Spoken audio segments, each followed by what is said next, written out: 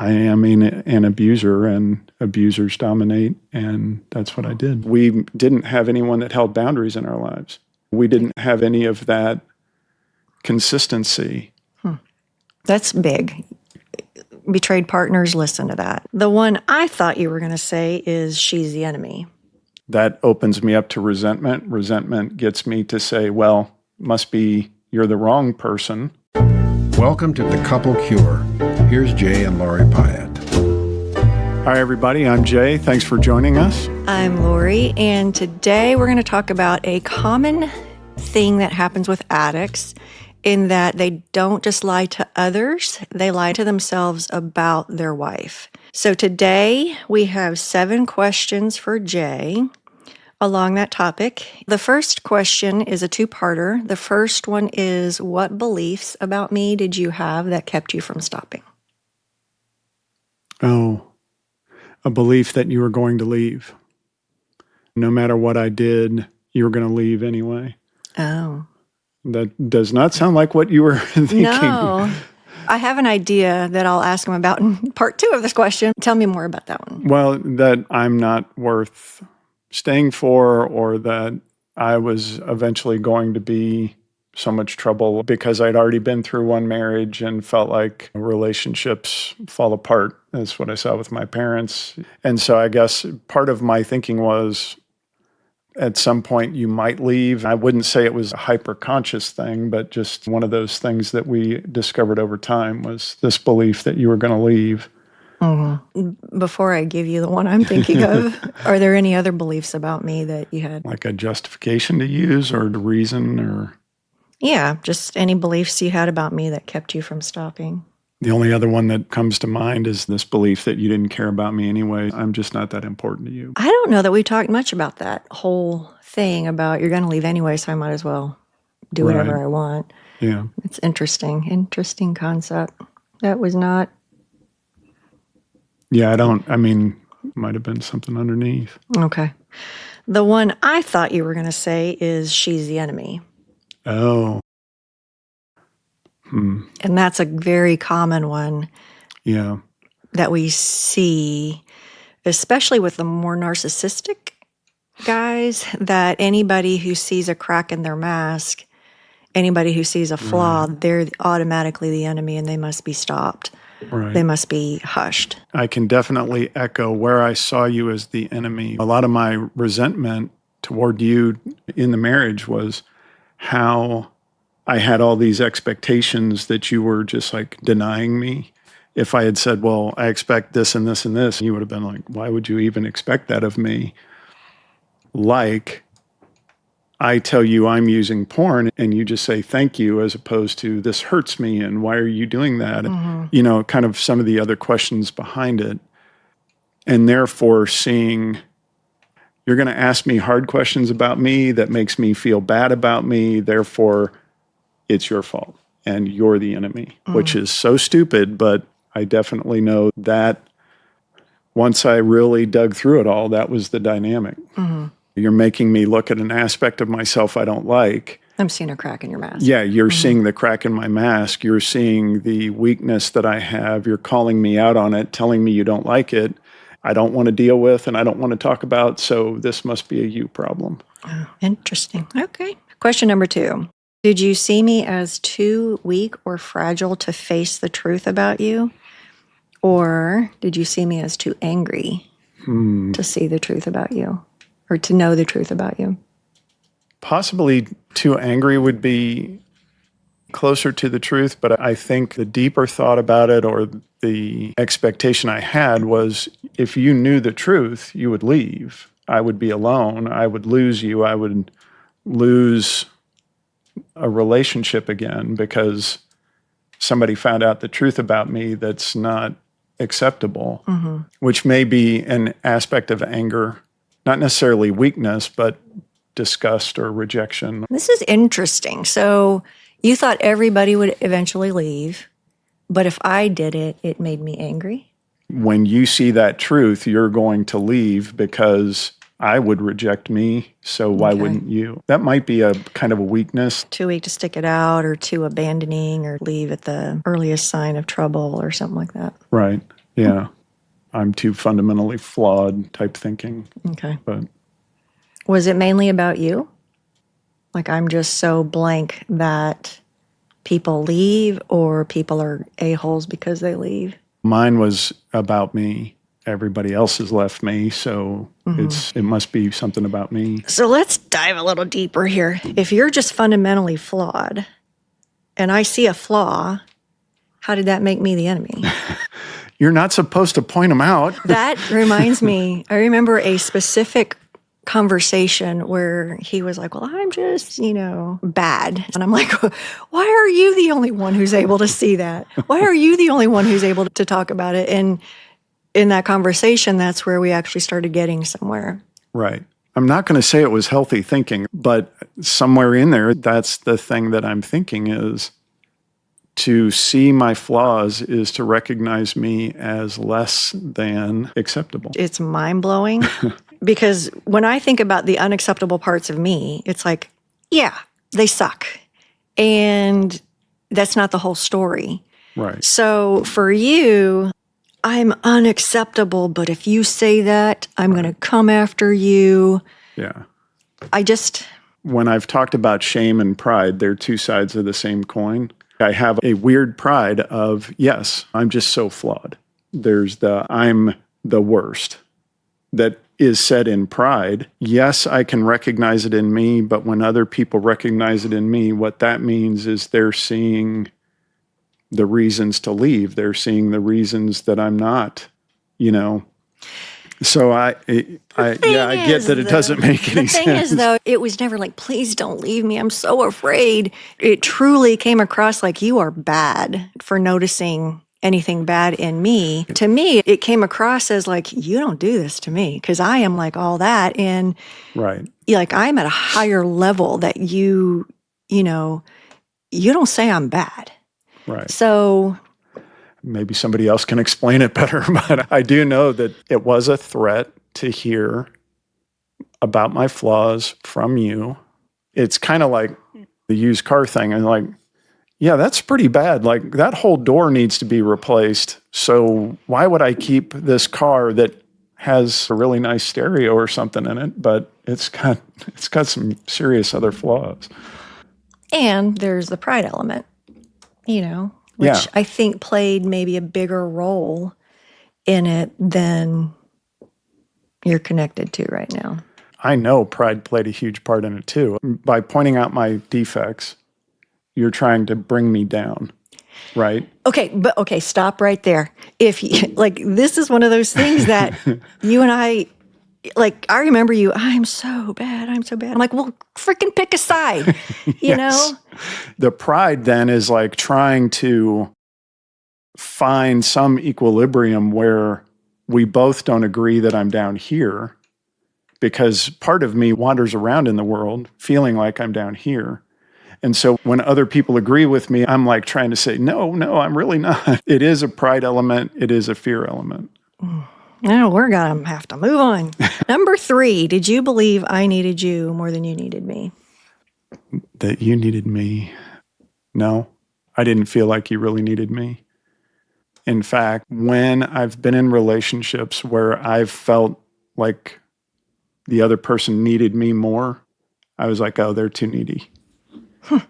I know that in what I was seeking was for you to be the answer to this problem in me. I know I needed you to fix. You're going to fix this thing, right? It just makes me want to scream. It's like, well, if I'm not fixed, it's her fault. Well, yeah. The world tells us that if we find the right person, we'll feel fixed. So I was expecting that would happen. Yeah, I never got that message.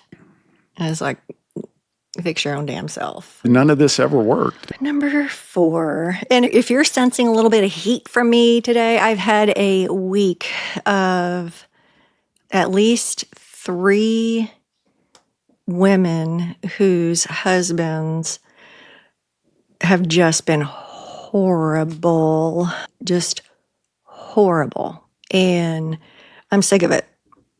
I'm sick of, I call it the power over dynamic. I'm sick of seeing the power over people, the people who would dominate others. I'm sick of seeing that happen. So, little hot today. Okay. He's seen this before. Okay. Did you tell yourself I was too good, forgiving, or committed to ever leave? No. No, I didn't. But I know we've had this conversation before that when you told me those times where you're like, I believed you and I didn't ever think, oh, she's never going to leave. There was always a concern that you would. So Number 5, was I more of a mirror or a shield to you back then? I get the mirror concept. What do you mean by shield? Protecting you from having to face the truth. Oh, Which I kind of giggle because that's just not my way. no, but I think in having shut you down, I turned you into a shield that you weren't going to mirror. You sufficiently shut me up. Yeah. I kept you from being a mirror, which kind of made you a shield. We shut you up to the point that you couldn't mirror me, which, And even then, I never slipped into, oh, we need to protect him right. mode. I didn't keep quiet like for a long, long stretch of time. It's just we had fewer conversations. Right. I think what I did was I moved you into a place where you were neutral. Like if something big happened, you might have mirrored, which you did at times when things were really off. I should have added one more. Was I more of a mirror, a shield, or easy to dominate to you back then? Easy to dominate. It makes me want to scream. I get that. It's the truth, though. I am an abuser, and abusers dominate, and that's what I did. Okay. Did your fear of losing me ever compete with your assurance that you wouldn't lose me? Or was it just that losing a marriage wasn't losing very much? I was afraid you would leave. I didn't want to lose a marriage again. But I also didn't want to, I guess this is the best way to confess this is the way I was seeing it at the time was I shouldn't have to work hard to have a good marriage. It was just my goal to get you to not leave by the abuse cycle, the promise, the failure, that whole mess, versus being a good enough guy that you'd want to stay. Right. At this point, I want to say, ladies, betrayed partners, it is not about the woman, that a man doesn't think that losing her or losing a marriage is really losing all that much. A lot of the guys who come to us have attachment issues. A lot of them are kind of attachment avoidant. And that's what causes them to not really see relationship as very important. But it was just this morning during my quiet time that I was thinking about, like, God talks about his relationship to his people. God talks about the connection to his people in terms of relationship, marriage, father and child. What occurred to me this morning was like, gosh, these guys just don't understand how important relationships are.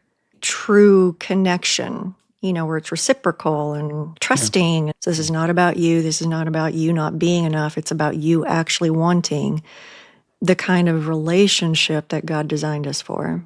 Right. Number 7, did you see me as your rock or as your reason to go back to porn?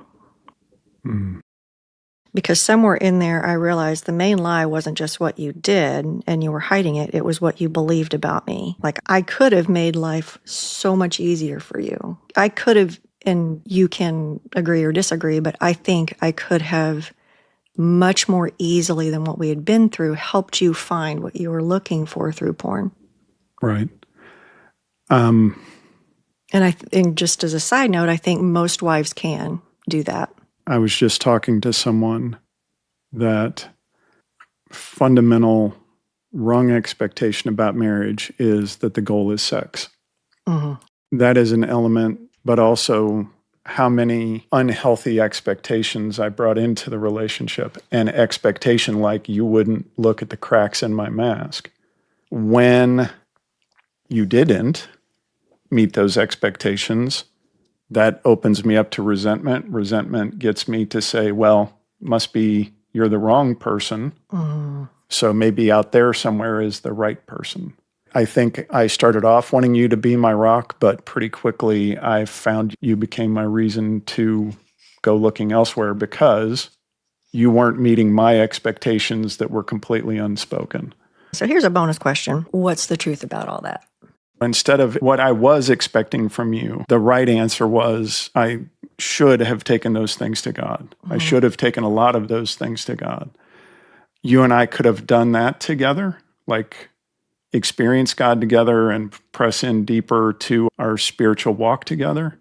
So the truth is my expectations were completely out of line. My understanding that, the goal of marriage is sex, that's not. The goal of marriage is connection, intimate sharing of life's events together, a being known and a being accepted thing that requires seeing my cracks and talking about my cracks and owning my cracks. But my expectations said something different. And so all of that was a lie I believed, a lie that I was kind of unaware of that I'd even, bought into it, other than isn't this just the way this works?